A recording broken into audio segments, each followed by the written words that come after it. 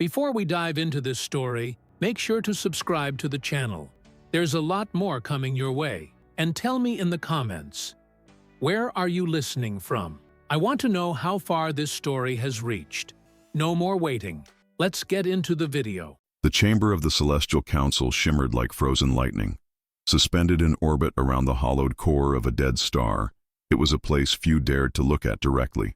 The walls were woven from strands of dark matter, shifting and groaning with the gravitational weight of the knowledge discussed within them. 47 species gathered here, their forms casting unnatural shadows in a room that had no true light source. Some floated, others slithered, a few burned faintly with inner fire. And at the center, standing in silent authority, loomed General Kael'Zhar of the Dratun. His body was a monument of war, scaled, chiseled, brutal. One of the few beings in the room who had earned every scar etched into his obsidian hide. When he spoke, the temperature of the chamber dropped.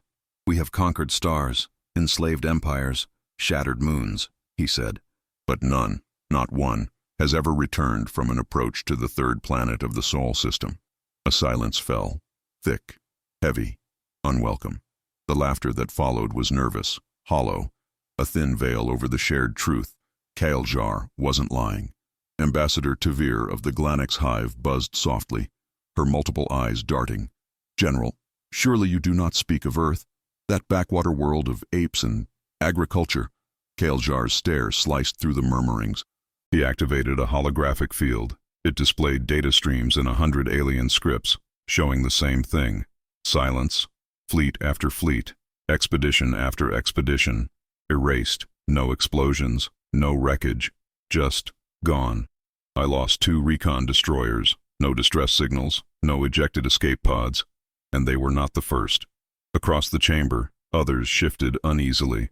The Valkyrie, the Onyxi, even the spectral Voxni. Some of them had tried as well. All had failed. The data was irrefutable. "We assumed the planet was protected by some cloaked guardian species," hissed the translucent Chancellor Razan. "Perhaps preemptive defense systems seeded by the old architects. But those theories have proven hollow." Kael'Zhar nodded. "Which is why I propose the following. We send a non-invasive stealth vessel. Observation only. No contact. We gather data. We understand the threat. There were protests, always, but none with true conviction, because Earth had become a myth, a ghost, a planetary anomaly in a galaxy that no longer believed in mysteries, and that terrified them. The vote passed unanimously. The mission was designated Operation Veilfall. A ship was chosen, the Shadow Sentinel, a Class 9 infiltration vessel piloted by a crew of elite observers. No warriors, no weapons, only eyes, brains, and data cores. They departed in silence, slipping into hyperspace like a shadow entering a deeper dark. No announcement was made, no report filed. They would observe Earth, and they would return. They always said that. They never did.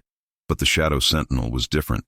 Its crew was composed of species that had survived extinction events, species that had adapted and evolved faster than their predators. They were confident, well-trained, and armed with the latest cloaking and sensory technology. As they approached the Sol system, everything was quiet. Too quiet. "Approaching the third planet," reported Observer Vile, her amphibian fingers dancing across the command console. The Earth hung in the void like a pearl lost in ink. Blue, green, white, perfect. Clouds curled over continents like lazy spirits. Thunderstorms danced along coastlines. Forests bloomed with chlorophyll violence, and humans moved about their cities with no awareness that they were being watched by the most dangerous minds in the galaxy. "Initial scan shows no planetary shields, no orbital defenses, just a net of primitive satellites and low-orbit debris," said Observer Ket, voice tinged with disbelief. Vile narrowed her eyes. "That doesn't match the data. If they destroyed all previous fleets, why isn't there any wreckage? No debris clouds, no radiation, just absence." Observer Zirathal, the Valkyrie biospecialist, tilted her head. "Biological readings are odd. The human brain shows fluctuating quantum resonance, too chaotic, too adaptive." She didn't like this. None of them did. But curiosity is the most powerful gravitational force in the universe. and Earth pulled at them with an invisible hand. Shadow Sentinel slid into a high orbit behind the moon, their cloaking tech ensuring total invisibility. And yet, at that precise moment, a transmission crackled across their internal systems. Not intercepted, not hacked, addressed directly to them. To the alien vessel currently hiding behind Earth's moon like a coward. The bridge fell silent. Observer Viel's blood chilled. "This is Admiral Tarara Jackson of the United Earth Defense Force. We see you." Then the feed cut, and somewhere, deep within the Earth's crust, something stirred. Aboard the Shadow Sentinel, silence became a living thing. The crew sat frozen, their faces lit only by the pale blue glow of the message still hovering in the air. Admiral Tarara Jackson's voice had been calm, direct, unafraid, but worse than her words was the smile on her face, warm, maternal, utterly human. And yet, it chilled their blood more than the death howls of the Drexar warlords. "She shouldn't be able to see us," Observer Ket murmured, his throat dry. "This ship is laced with gravitic filters, stealth matter skin, null emissions. They see us," Xyrathal whispered, "and they called us cowards." Observer Viel replayed the message, paused it on the Admiral's face. Her eyes weren't angry, weren't cruel. They were disappointed. That was somehow worse. The face of a teacher who had expected better. The eyes of a species that had already seen how this would end. "Begin full observational protocol," Vale ordered, voice regaining steel. "We're here to learn, so let's learn." The Shadow Sentinel dipped lower into the thermosphere, cloaked in layers of bending light and silent engines. Below, the planet teemed with life. Children played in parks. Markets bustled. Music spilled from homes and bars. No planetary shield. No orbital railguns. No battle stations. Just humans. Living. "They're pretending," said Ket. "It's a mask." Xyrathal shook her head. "It's not a lie. But it's not the whole truth either." Sensors scanned deeper, through stone and steel and ocean. That's when the illusion cracked. Dozens, no hundreds, of underground complexes riddled the planet like neural networks. Beneath every major city, bunkers, under farmlands, weapon caches, beneath schools, power nodes, cold fusion, gravitic accelerators, quantum reinforcement arrays, not defensive emplacements, not weapons of conquest, adaptation labs. The humans weren't preparing for war. They were preparing for evolution. "Every system is self-replicating," murmured Ket. "Reactive to external threats. They're using alien tech, fragments of past invasions, reverse-engineered, integrated, refined. They're improving," Xyrathal said. "Every species that's tried to invade has unknowingly fed them new tools, new data." The bridge fell silent again. Observer Vale narrowed her eyes. "Feed the data through cultural filters. Analyze media, art, behavior patterns. Images flooded the screens. Humans laughing, crying, fighting, falling in love. Virtual games showing wars spanning galaxies. Movies depicting extinction-level threats. Horror films designed to train their amygdala to fear the right things, to survive terror. Children learning combat through games. Simulations built into entertainment. "They don't fear pain," said Ket slowly. "They play with it." Xyrathal looked up from her neural analysis. "This isn't accidental. It's engineered. Their culture is a survival algorithm."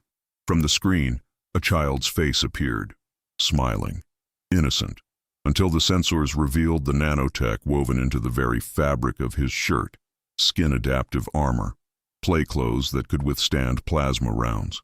"They live soft lives on the surface," Viel said, "but underneath, every part of their civilization is a war protocol in disguise." "They don't prepare for war," said Ket. "They make war unnecessary, because no invader survives contact long enough to learn from it," whispered Xyrathal. "It wasn't just survival. It was something far older, something primal." Observer Vale stared down at Earth, glowing blue, wrapped in clouds, so peaceful it hurt. "It's not weakness," she said. "It's restraint." Below them, the humans celebrated a festival. Lights danced across cities. Music filled the sky. Fireworks soared into the clouds. "They are smiling," Vale whispered, "as if nothing matters." Ket stared at the beauty, as if they've already won. Suddenly, every system on the ship blinked red. Unfamiliar interference. Not from above, from within. Someone's accessing our systems, Zirathal gasped. Through passive scans. Through our own observation. A single signal spread through their consoles. No weapon. Just 5 words. Why are you still here? Viel's blood froze. Not angry, not frightened. A question, a warning. They scrambled to disconnect uplinks, reroute signals, purge logs. Too late. Earth had seen everything. From the far side of the moon, something shifted. A structure, previously dormant, bloomed open like a flower of obsidian and chrome. It had no engines, no markings, no origin, yet it was undeniably human, and it was watching them back. The crew of the Shadow Sentinel no longer spoke above a whisper. Even their thoughts felt too loud. Since the message, since the question, something had shifted, not in the ship, but in themselves.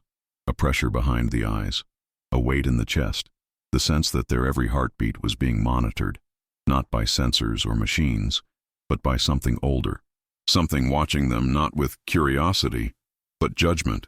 Zirathal stood alone in the analysis chamber, her tendrils splayed out across dozens of neural interfaces. Her species, the Valkyrie, were evolved to detect the edges of consciousness, what others called soul residue. Normally it was faint, a shimmer here, a pulse there, but Earth's surface pulsed with it, as if the entire biosphere was dreaming, remembering, preparing. They've done it, she whispered, eyes wide. They've achieved directed memetic evolution. Observer Ket turned toward her. That's a myth. No species has ever. They have, she snapped. Their stories, their jokes, their games, it's all by design. They've cultivated an entire global society where everything feeds into adaptive emotional conditioning. On the main screen, a highlight reel of human media played. War movies depicting impossible odds, tragedies that taught resilience, comedies born of trauma. Even children's shows contained symbolic survival training, story after story of pain, endurance, and choice. This is the part we never understood, Viel said, entering the chamber. We thought their peace was ignorance, that their smiles were born of naivete. But it's not ignorance, it's armor, Ket murmured. They live in a shell of laughter and beauty, Viel continued, but inside it is the most terrifying construct in the galaxy, willpower. Zirathal turned toward the others, something unreadable in her eyes. Their neurobiology is unstable by design. Their brains reward risk. They build memory pathways through shared pain, and trauma doesn't break them. It refines them, Ket finished, feeling something tight coil in his gut. They are forged by fire, she said, and then they choose peace. The words fell like thunder in the room. In all known species, peace came from exhaustion, compromise, or defeat. But humans had fought each other for millennia, burned cities, rewritten continents, torn holes in the sky, and then stopped. Chose to build, to explore, to laugh. Not because they were weak, said Vale, but because they finally understood the cost, and they embraced it. Ket's voice trembled. Then what are we even doing here? That was when the secondary alarm triggered, low, subtle, but insistent. A soft tone that pulsed like a heartbeat, not a threat, not danger, something deeper, recognition. A new signal filtered through their passive sensors, not from the moon nor the planet, but from deep orbit, masked by solar radiation. A satellite, ancient in design, primitive in function, yet it spoke. The voice was male, human, calm, old, not in age, but in weight. To those who observe us, we know what you see. You see a fractured people, a fragile world. You see disunity and emotion. You see weakness. There was a pause, a breath, but you do not see us. The voice shifted, almost imperceptibly. We are what comes after the fire, what remains when the rage ends. We are the ones who learned how to break ourselves, and then chose to put the pieces back in a different order. The crew stood in reverent silence. The message continued. Your empires are built on conquest. Ours is built on memory. Yours end when the enemy dies. Ours begins when we survive. Zirathal whispered. It's a message for us. For anyone. For everyone, Viel said, nodding slowly. A message buried in orbit. A trap. No. A promise. Ket's hands trembled. Then why smile at us? Why let us look at all?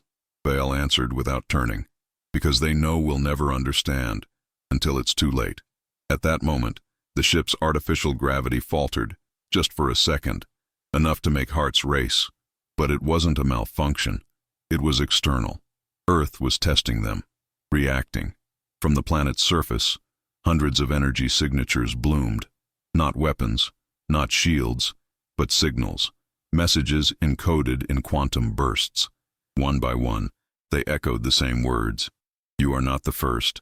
The screens flickered. You will not be the last. A final message. You are watching us, but we have always watched you. The lights dimmed. Silence returned. And for the first time in her long life, Observer Vielle felt fear not of destruction, but of understanding. In the lower decks of the Shadow Sentinel, Zirathal stood alone, surrounded by data. Endless streams of human neural mappings, behavior patterns, cultural artifacts, technological blueprints, medical records, and historical violence, all flowing across the holoscreens like rivers of molten thought. Her fingers danced, not to manipulate, but to keep up. The truth wasn't buried. It was screaming. They're not a civilization, she said aloud. They're a weapon.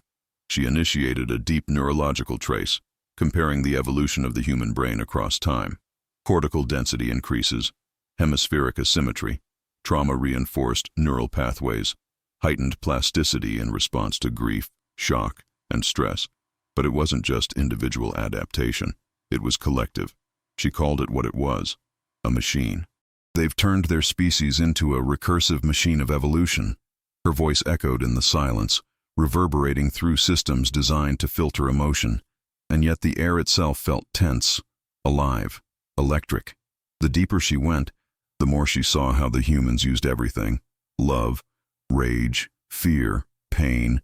Each wound created wisdom. Each loss forged resilience. Each mistake reprogrammed a generation. She summoned a cross-species resilience comparison matrix. The humans ranked first, not in strength, not in speed, not in intellect, but in endurance. They didn't survive despite suffering. They evolved because of it. Adversity is their nutrient, Zirathal whispered, wide-eyed. Their enemies don't defeat them. They feed them. Elsewhere on the bridge, Vale stood before the panoramic display. Earth spun serenely beneath them, clouds sweeping across its surface in graceful spirals. A planet alive, in every sense. Peaceful, quiet, deceptive. Ket was at her side, but said nothing. He couldn't. There were no words left that meant anything. Do you feel it? Vielle finally asked. This stillness, this balance. It's not natural. Ket nodded, his voice thin. It's maintained. Chosen. Exactly, she said. They are not in balance with nature. They dominate it. They suffer with it. They rise above it. They use it. They are not harmonious. They are sovereign, Ket said. And at that moment, Zirathal's voice came over the intercom, barely above a whisper. I have the final truth. They gathered in the central archive room, where Zira's eyes glowed with data. She spoke without emotion, but every word was laced with the weight of revelation. The human brain is the only known structure in the universe that rewires itself not only to survive trauma, but to benefit from it. Long-term neural restructuring, heightened abstraction capacity, increased creativity, and above all, altruism. That caught them off guard. Explain, Vale said. Zira turned the screen toward them. Footage from Earth's past. A soldier shielding a child with his body. A doctor in a war zone refusing to evacuate. Civilians forming human chains to rescue others. Parents sacrificing for strangers. Over and over again. Humans choosing each other. It doesn't make sense, Ket said. No species prioritizes others over self. They do, Zira said, and their brain rewards them for it. The room fell into absolute silence. They gained chemical reinforcement not just from survival, Zira continued, but from saving others. Their neurochemistry transforms empathy into strength. She looked up, eyes shimmering with awe. They don't just survive war, they become better because of it. Stronger, kinder, smarter. Every invasion didn't weaken Earth, it refined it. Vale stepped forward. So we were never studying a passive species. Zira nodded. No, we were studying a perfect recursion engine. Each loss becomes a lesson. Each pain becomes power. Every mistake is metabolized. Ket exhaled, stunned. They're not evolving in the biological sense. They're evolving philosophically, culturally, psychologically. They've weaponized wisdom, Zira said. From the main display, another signal appeared. No broadcast, no sound. Just a satellite camera feed, the image, a playground, children laughing, running. No soldiers, no guards, just joy. The camera slowly panned to a nearby structure, a sculpture made of metal and glass. Zira zoomed in. The metal was alien. Scars from previous invaders, repurposed, beautiful.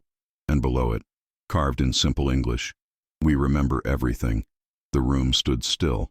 Ket spoke, his voice like ash. "What happens if someone forces them to fight again?" Vael turned to the image.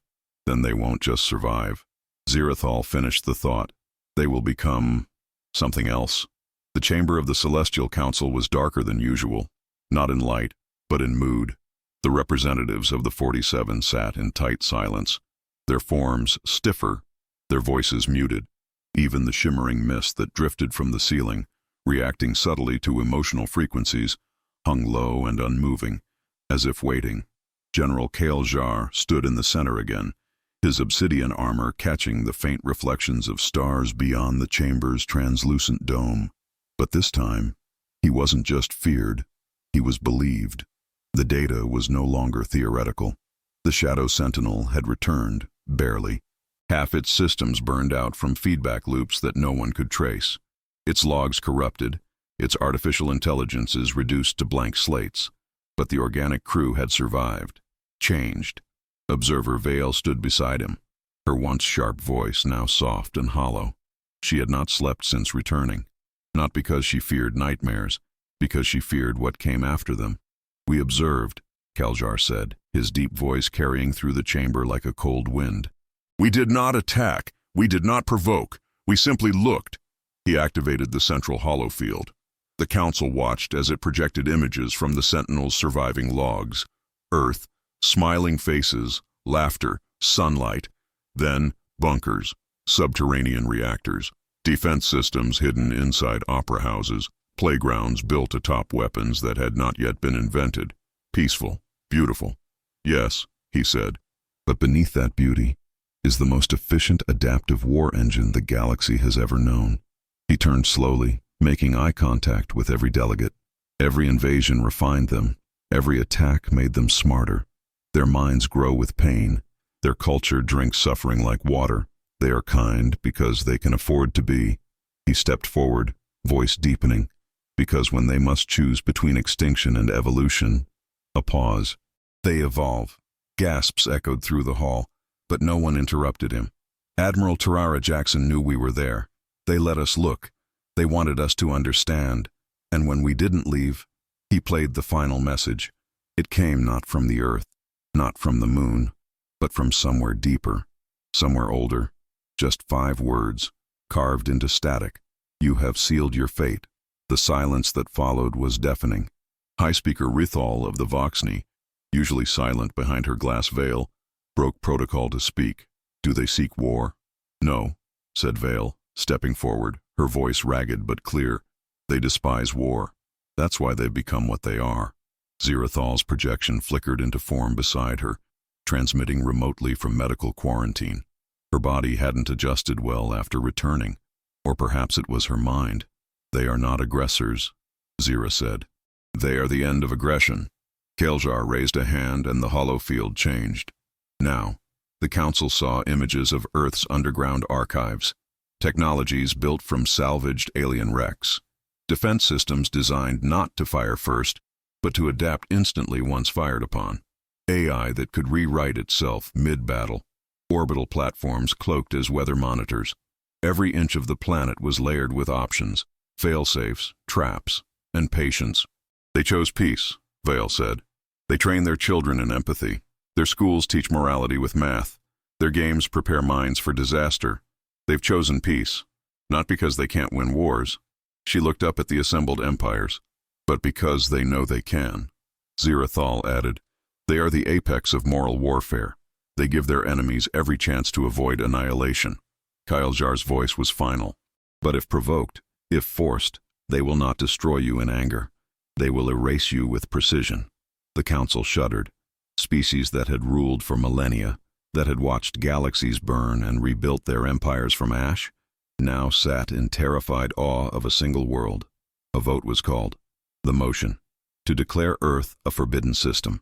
No travel, no trade, no observation, no contact. Any attempt to approach would be considered a Class Z suicidal act. The motion passed, unanimously.